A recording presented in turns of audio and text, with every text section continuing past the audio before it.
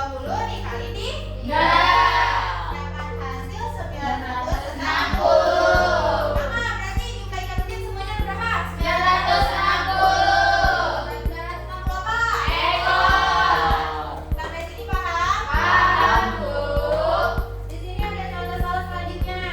Sebuah toko ikan hias memiliki 7 akuarium. Setiap akuarium berisi 110 ekor ikan koki. Berapa banyak ikan koki semuanya? Gimana caranya coba? Berarti 7 akuarium dikali 110 ekor ikan. maka menghasilkan 370 ekor.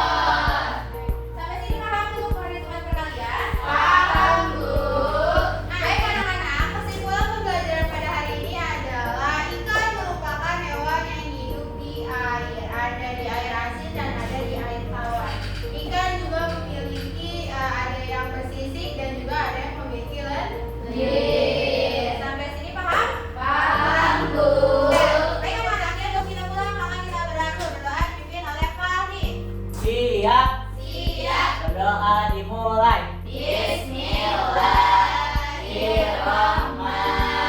Bismillahirrahmanirrahim. Wal asri innal insana lafi khusr illa alladziina amanu wa